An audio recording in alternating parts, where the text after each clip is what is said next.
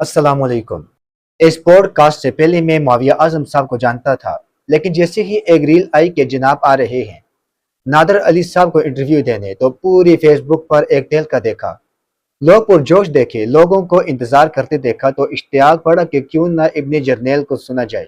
नादर अली साहब जो भी वीडियो अपलोड करते, नीचे कमेंट्स आते, मुआविया आजम वाली पॉडकास्ट कब आएगी।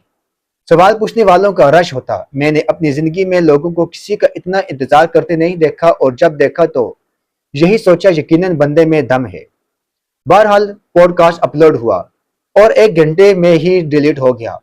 वजह अभी तक मालूम नहीं, लेकिन एक बड़ी तादाद ने इसको पहले ही सेव और शेयर कर दिया था। पॉडकास्ट नादर अली साहब के चैनल पर होता तो यकीन कई मिलियन व्यूज होने थे। बहरहाल पॉडकास्ट देखा और मैं असीर हो गया। क्या लहजा था, क्या अंदाज़े गुफ्तगू था, इतना ठहरा हुआ मीठा नरम लहजा। इब्ने जरनैल को सुनकर ही लग रहा था सामने बैठी हुई शख्सियत आला खानदान से ताल्लुक रखती है। बोलने के अंदाज से लगता था तालीम सर के ऊपर से नहीं गई, दिमाग में जज्ब हो गई है, और देख कर लगता था तरबियत पारसा माँ के हाथों हुई है। सैयद जवाद नकवी के हालिया इंटरव्यू पॉडकास्ट के बाद सोशल मीडिया पर यह तासर आन था कि मुआविया आजम तारक साहब, जिनका तल्लक एक सख्त गैर मजहबी ग्रोह से है, कि पॉडकास्ट मुमकिन तौर पर एक सख्त जवाबी रद्द अमल पर होगी।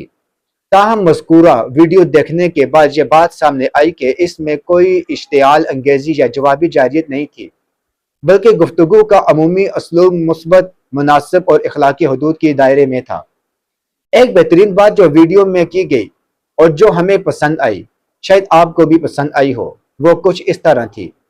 दुनिया में मानना भी मजहब है। जैसे हमने हजरत ईसा अलैहिस्सलाम को भी माना और हजरत मूसा अलैहिस्सलाम को भी माना, दुनिया में ना मानना भी मजहब है।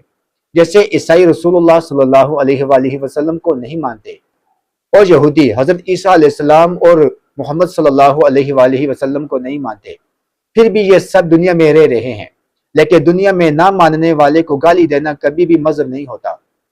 कोई अगर हज़रत अबू बकर रज़ी अल्लाह ताला अन्हो, उमर रज़ी अल्लाह ताला अन्हो, उस्मान रज़ी अल्लाह ताला अन्हो को नहीं मानता तो ना माने, लेकिन उन्हें गाली देना और फिर गाली देने वाले को यह कहना कि ये बहुत अजर और सवाब का एक पसंदीदा काम है, इस नजरिए के साथ दुनिया में कहीं भी अमन व अमान कायम नहीं हो सकता।